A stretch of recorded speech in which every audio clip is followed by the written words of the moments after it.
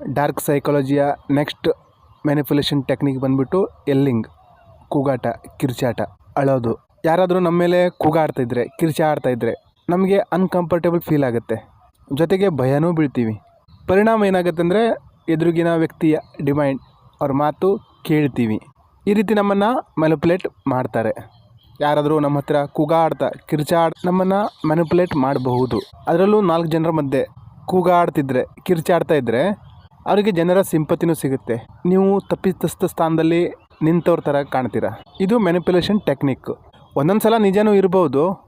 ನೀವು ಈ ಕಡೆ ಇದ್ದವರು ಚತುರಾಗಿದ್ದು ಜನರ ದೃಷ್ಟಿಯಲ್ಲಿ ಒಳ್ಳೆಯವನಂತ ತೋರಿಸ್ಕೋತಾ ಹಿಂಸೆನೂ ಕೊಡ್ತಿರ್ಬೋದು. ಇಲ್ಲಿ ನಾವು ನಿಜವಾದ ಮ್ಯಾನಿಪುಲೇಟರ್ ಯಾರು ಅಂತ ತಿಳ್ಕೊಳ್ಳಿಕ್ಕಾಗಲ್ಲ, ಬುದ್ಧಿ ಉಪಯೋಗಿಸ್ಬೇಕಾಗತ್ತೆ, ಅವನ ಇವನ ಅಂತ.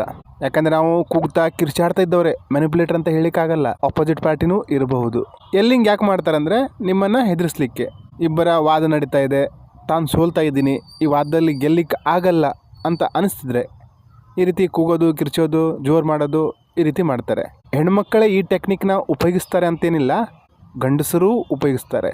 ಇನ್ನು ಮುಂದಿನ manipulation technique silent treatment, love withdrawal ಅಂತಾರೆ. ಅಂದರೆ ನಾವೇನು ಪ್ರೀತಿ ಕಾಳಜಿ ಕೊಡ್ತಾ ಇದ್ವೋ ಅದನ್ನು ವಾಪಸ್ ತಗೊಳ್ಳೋದು. ಈ ಟೆಕ್ನಿಕ್ನ ಮ್ಯಾನಿಪುಲೇಟರ್ ಯೂಸ್ ಮಾಡ್ತಾರೆ. ಇಲ್ಲಿ ಮ್ಯಾನಿಪುಲೇಟರ್ ತಾನೇನು ಹೇಳ್ತೀನೋ ಅದನ್ನು ಕೇಳಬೇಕು, ಇಲ್ಲಾಂದರೆ ನಾನೇನು ನಿನಗೆ ಪ್ರೀತಿ ಕಾಳಜಿ ವಿಶ್ವಾಸ ತೋರಿಸ್ತಾ ಇದ್ನೋ ಅದು ಕೊಡಲ್ಲ. ಇದೊಂಥರ ಪನಿಷ್ಮೆಂಟ್, ಕಂಟ್ರೋಲ್ ಮಾಡ್ಲಿಕ್ಕೆ ನೋಡ್ತಾರೆ. ಈ ಸೈಲೆಂಟ್ ಟ್ರೀಟ್ಮೆಂಟು ಯಾವಾಗ ಚೆನ್ನಾಗಿ ಕೆಲಸ ಮಾಡುತ್ತಂದರೆ ಇಬ್ಬರ ಮಧ್ಯೆ ಗಾಢ ಭಾವನಾತ್ಮಕ ಅವಲಂಬನೆ, ಡಿಪೆಂಡೆನ್ಸಿ ಆಗಿರುತ್ತಲ್ಲ ಆ ಟೈಮಲ್ಲಿ.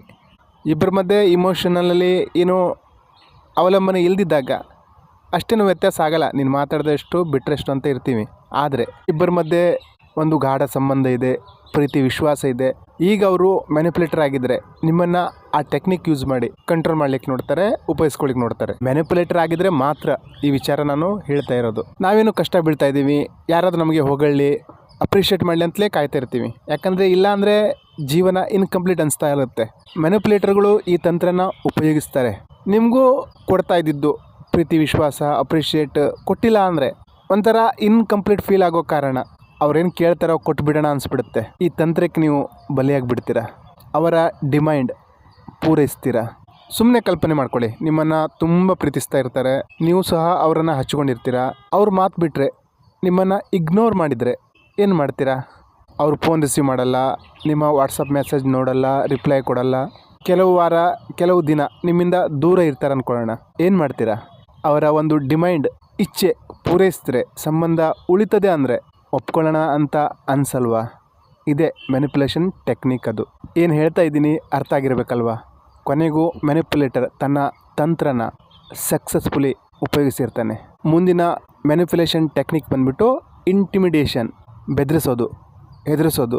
ಇದರಲ್ಲಿ ಓವರ್ಟ್ ಮತ್ತು ಕೋವರ್ಟ್ ಅಂತ ಇರುತ್ತೆ. ಓವರ್ಟ್ ಅಂದರೆ ತನ್ನ ಡಿಮ್ಯಾಂಡ್ ಪೂರೈಸಿಲ್ಲ ಅಂದರೆ ಡೈರೆಕ್ಟಾಗಿ ಬೆದರಿಸ್ತಾನೆ, ಹೆದರಿಸ್ತಾನೆ, ಹೊಡಿಲೂಬಹುದು. ಇಂಥವರು ಸಿಟ್ಟಿನ ಮನುಷ್ಯರು. ಇವರು ಜನರು ತಾನು ಹೇಳಿದ್ದೇ ಕೇಳಬೇಕು, ಅವ್ರ ಮೇಲೆ ಕಂಟ್ರೋಲ್ ಇಟ್ಕೋಬೇಕಂತ ಬಯಸುವಂಥವರು. ಈ ಕೋವರ್ಟ್ ಸಹ ಧಮಕಿ ಹಾಕೋರೆ, ಬೆದರಿಸೋರೆ, ಆದರೆ ಡೈರೆಕ್ಟಾಗಿ ಅಲ್ಲ, ಇಂಡೈರೆಕ್ಟಾಗಿ ಜನರ ದೃಷ್ಟಿಯಲ್ಲಿ ಒಳ್ಳೆಯವ್ರ ಥರನೇ ಇರ್ತಾರೆ. ಅವ್ರು ಬೆದರಿಸೋದು, ಬೆದರಿಕೆಯ ಶಬ್ದಗಳು ಬೇರೆ ರೀತಿಯೇ ಇರ್ತವೆ.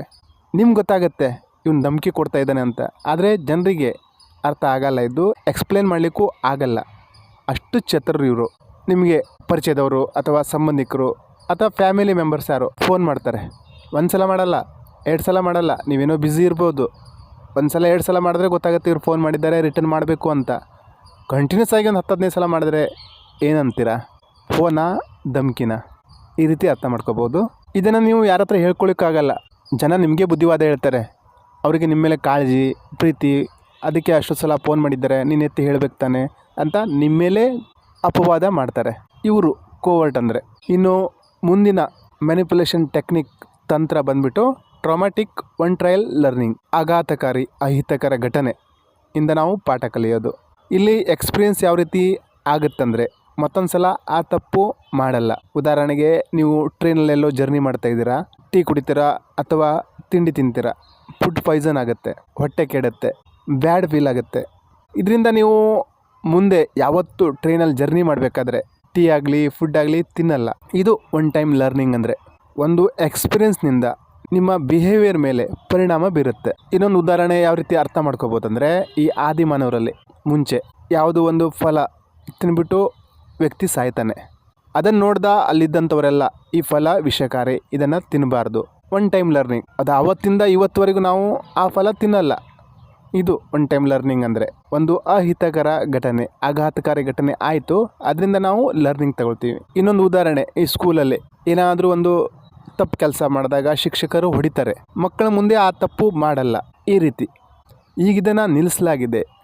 ನನ್ನ ಪ್ರಕಾರನೂ ಮಕ್ಕಳಿಗೆ ಹೊಡಿಬಾರ್ದು, ಅದು ಸೈಕಲಾಜಿಕಲ್ ಕೆಟ್ಟ ಪರಿಣಾಮ ಬೀರುತ್ತೆ. ಇನ್ನೊಂದು ಉದಾಹರಣೆ ಹೇಳ್ಬೇಕಂದ್ರೆ, ನಿಮ್ಮ ಪಕ್ಕದ ಮನೆಯವರು ಜೋರಾಗಿ ಮ್ಯೂಸಿಕ್ ಹಾಕ್ತಾರೆ, ಡೈಲಿ ಇದೇ ಕೆಲಸ ಮಾಡ್ತಾ ಇರ್ತಾರೆ. ಒಂದು ದಿವಸ ನೀವು ಹೋಗ್ಬಿಟ್ಟು ಸಿಟ್ಟಲ್ಲಿ ಕೇಳ್ತೀರಾ, ಜೋರು ಮಾಡ್ತೀರಾ. ಅದಕ್ಕೆ ಅವರು ನಿಮ್ಗಿಂತ ಜಾಸ್ತಿ ಜೋರಾಗಿ ಕೂಗಿ ಸೀನ್ ಕ್ರಿಯೇಟ್ ಮಾಡ್ತಾರೆ, ನಿಮ್ಮನ್ನೇ ಬೈತಾರೆ. ಕೊನೆಗೆ ಏನು ಮಾಡ್ತೀರಾ, ನೀವು ಈ ಕೆಟ್ಟ ಘಟನೆಯಿಂದ ಆಘಾತ ಆಗಿ ಮುಂದೆ ಅವರಿಗೆ ಬುದ್ಧಿವಾದನೇ ಹೇಳಿಕ್ಕೆ ಹೋಗಲ್ಲ, ಸಹಿಸ್ಕೊಳ್ತೀರಾ. ಇದೇ ಟ್ರಾಮ್ಯಾಟಿಕ್ ಒನ್ ಟ್ರಯಲ್ ಲರ್ನಿಂಗ್ ಅಂದರೆ. ಪಕ್ಕದ ಮನೆಯವನು ನಿಮ್ಮ ಬಿಹೇವಿಯರ್ನ ಆ ರೀತಿ ಕಂಟ್ರೋಲ್ ಮಾಡಿದ್ದಾನೆ. ನಿಮಗೂ ಯಾರಾದರೂ ಈ ರೀತಿ ಟೆಕ್ನಿಕ್ಗಳನ್ನು ಬಳಸಿ ಮ್ಯಾನಿಪುಲೇಟ್ ಮಾಡಿದ್ದಾರೆ, ನಿಮ್ಮ ಬಾಯಿ ಮುಚ್ಚಿಸಿದ್ದಾರೆ, ಕೂತ್ಕೊಂಡು ಯೋಚಿಸಿದರೆ ಗೊತ್ತಾಗುತ್ತೆ. ಇನ್ನೊಂದು ತಂತ್ರ ಇದೆ, ಏನು ಗೊತ್ತಾ? ಸತ್ಯ ಹೇಳಿ ಮ್ಯಾನಿಪುಲೇಟ್ ಮಾಡೋದು. Withholding key information and strategic disclosure of facts. ಇಲ್ಲಿ ಮ್ಯಾನಿಪುಲೇಟರು ಸರಿಯಾದ ಇನ್ಫಾರ್ಮೇಷನ್ ಕೊಡ್ತಾನೆ, ಆದರೆ ಅವನ ಉದ್ದೇಶ ಈ ಇನ್ಫಾರ್ಮೇಷನಿಂದ ಮ್ಯಾನಿಪುಲೇಟ್ ಮಾಡೋದು. ಯಾರ ಮೂಡ್ ಸರಿ ಇರಲ್ವೋ ಆ ಟೈಮಲ್ಲಿ ಅವರಿಗೆ ಆ ಸತ್ಯ ಹೇಳಿ ಅವರ ಮೂಡ್ ಇನ್ನೂ ಕೆಡಿಸೋದು, ಬೇರೆಯವ್ರ ಮೇಲೆ ಸಿಟ್ಟು ಬರೋ ಥರ ಮಾಡಿಸೋದು. ಉದಾಹರಣೆ ಹೇಳ್ತೀನಿ ಕೇಳಿ. ನಿಮಗೊಬ್ಬರು ಫ್ರೆಂಡ್ಸ್ ಇದ್ದಾರೆ, ಚೆನ್ನಾಗಿ ಒಳ್ಳೆ ಕ್ಲೋಸ್ ಫ್ರೆಂಡ್ಸು, ಆದರೆ ಅದು ನಿಮ್ಮ ಬ್ರದರಿಗೆ ಅಥವಾ ಸಿಸ್ಟರಿಗೆ ಇಷ್ಟ ಆಗಲ್ಲ. ನಿಮ್ಮಿಬ್ಬರ ಫ್ರೆಂಡ್ಶಿಪ್ಪು ಮುರಿಬೇಕಂತಿರ್ತಾರೆ. ಒಂದು ದಿವಸ ನಿಮ್ಮ ಬ್ರದರಿಗೆ ಆ ಫ್ರೆಂಡ್ ಬಗ್ಗೆ ಏನೋ ಒಂದು ವಿಷಯ ಗೊತ್ತಾಗುತ್ತೆ. ಈಗ ಆ ಸತ್ಯನ ತಗೊಂಡು, ಫ್ಯಾಕ್ಟ್ಸ್ನ ತಗೊಂಡು, ನಿಮ್ಮ ಮೂಡ್ ಸರಿ ಇಲ್ದಿರೋಂಥ ಟೈಮಲ್ಲಿ, ಮನಸ್ಸು ವಿಚಲಿತ ಆಗಿದ್ದಾಗ ಆ ಸತ್ಯನ ಹೇಳ್ತಾರೆ, ನಿಮ್ಮ ಫ್ರೆಂಡು ಈ ರೀತಿ ಮಾಡ್ದ ಅಂತ. ಪರಿಣಾಮ ಏನಾಗುತ್ತೆ, ನಿಮಗೆ ಕೋಪ ಬರುತ್ತೆ, ನನಗೆ ಹೇಳಿಲ್ವ ಇವನು, ಇಷ್ಟು ಚಾಲಾಕಿ ಇದ್ದಾನ ಅಂತ ಮಾತು ಬಿಡ್ತೀರಾ ಅಥವಾ ಜಗಳ ಮಾಡ್ತೀರಾ, ದೂರ ಆಗ್ತೀರಾ.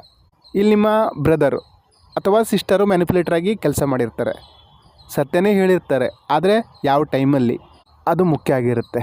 ಈ ರಾಜಕೀಯದವರು ಸಹ ಈ ಟೆಕ್ನಿಕ್ನ ಬಳಸ್ತಾರೆ.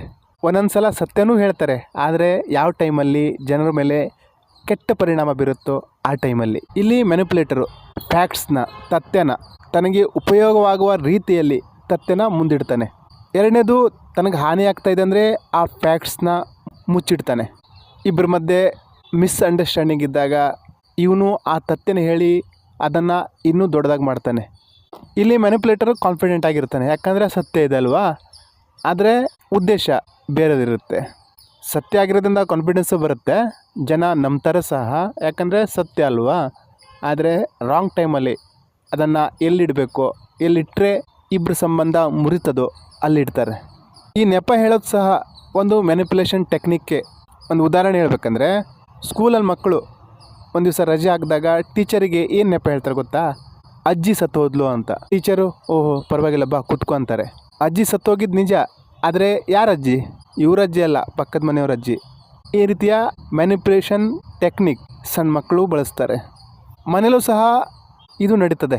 ಯಾರು ವಿಕ್ಟಿಮ್, ಬಲಿಪಶು ಆಗಿರ್ತಾರೋ ಅವರಿಗೆ ದೋಷ ಕೊಡ್ತಾರೆ.